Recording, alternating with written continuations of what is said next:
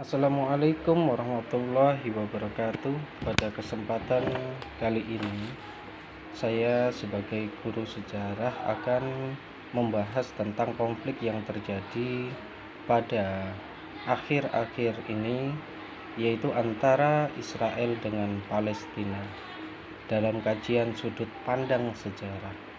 Maka ketika kita melihat konflik ini berjalan, tentu yang harus kita lihat adalah bagaimana sejarah awal konflik itu muncul. Seperti pepatah mengatakan, tidak akan ada asap jika tidak ada api yang mendahulunya.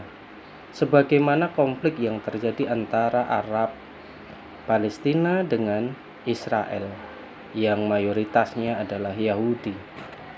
Konflik ini ternyata tidak semata-mata adalah konflik agama, geopolitik, geostrategis, ternyata juga berlaku di dalamnya.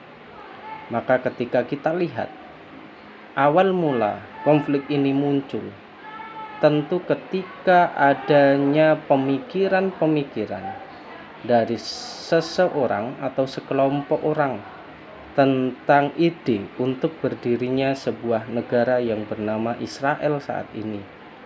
Begitu pula dengan Palestina. Tapi kita fokuskan pada konsep kali ini adalah yang berkaitan dengan Israel.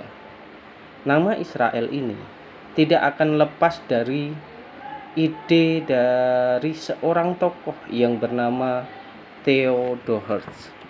Siapa dia? Seorang tokoh yang membentuk Zionis, seorang yang lahir pada 2 Mei 1860 di Pest, Hungaria. Dia wafat pada 3 Juli 1904. Nama lainnya adalah Binyamin Zeev, warga negara Hungaria.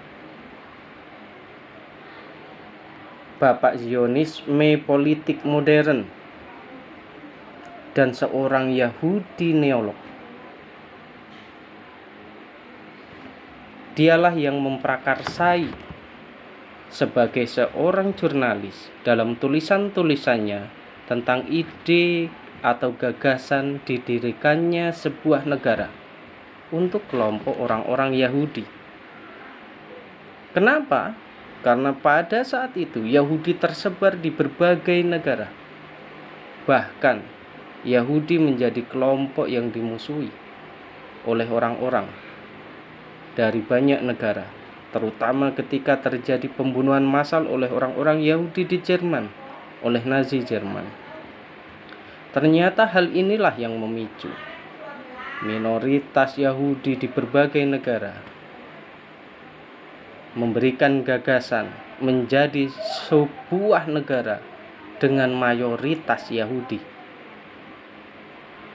Theodor Herzl adalah penggagas, sehingga dalam bahasa Ibrani dia disebut dengan Tzolz HaMedina atau visioner negara, visioner berdirinya Israel. Kongres pertama yang berhasil dilakukannya 1897 di Basel, namun gagal ketika mengajukan permohonan untuk didirikan sebuah negara, terutama pada saat itu terhadap negara Jerman dan terhadap Kesultanan Ottoman yang dipimpin oleh Sultan Hamid II. Gagal hingga beliau wafat. Tapi ternyata kegagalan itu tidaklah sebagai satu tindakan yang terputus. Kelanjutan dari pemikir-pemikir setelahnya ternyata tetap bergerak dengan pemodal-pemodal, bankir-bankir dari kelompok Yahudi yang membiayai untuk berdirinya negara-negara tersebut.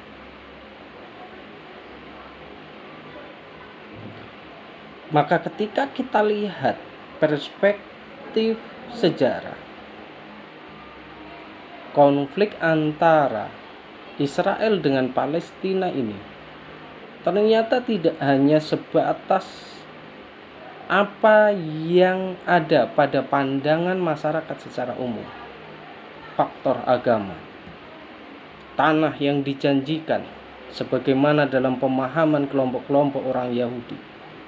Tapi lebih jauh dari itu, banyak peran-peran, terutama oleh negara Inggris dalam deklarasi Balfour 1917.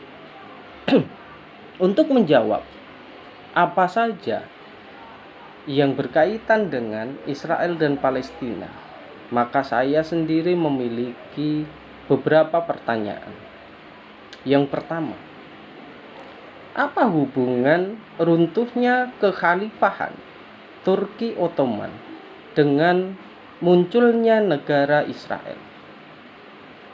Maka itu akan menjawab pemikiran saudara-saudara tentang sejarah berdirinya Israel.